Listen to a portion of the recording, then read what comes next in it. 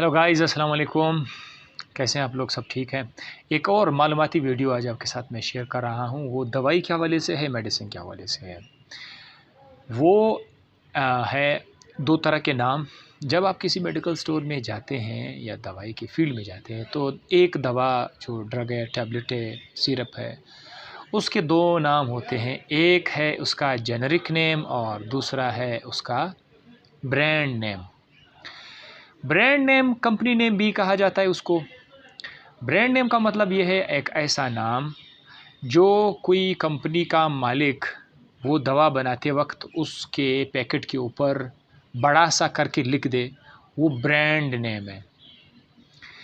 एक दूसरा नाम है जिसका नाम जेनरिक नेम है। जेनरिक नेम जो है ये मालिक कोई भी हो, ये नाम चेंज नहीं हो सकता। ये उस दवाई के ऊपर जो बड़ा सा नाम लिखा था कंपनी वाला, उसके नीचे एक और नाम लिखा जाता है। वो जो छोटा सा नाम है बड़े नाम के नीचे जो लिखा जाता है, ये मालिक की मर्ज़ी से नहीं आएगा। ये उस शख्स ने जो से 100 साल पहले, 50 साल पहले, 3 साल पहले जिसने सबसे पहली बार ये दवाई ईजाद की थी, उसने उसका नाम रखा था। अभी तक वो नाम चल रहा है, चल रहा है, चल रहा है। तो इस तरह के नाम को हम जेनरिक नेम देते हैं। मैं आपको मिसाल बताता हूँ। अगर आप कैलपोल एक टैबलेट है, पैनाडोल अगर आप ले लें, पैनाडोल तो सब ने देखा होगा, पैनाडोल है या कैलपोल है।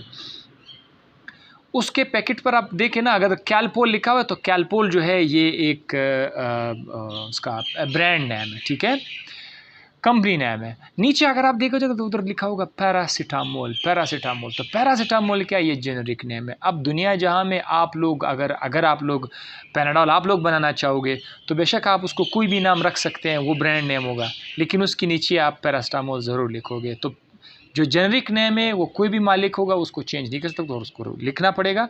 अलबत्ता brand name company to company जो लोग बनाना चाहते हैं वो बना सकते हैं। होप ये वीडियो आपको पसंद आ गई हो।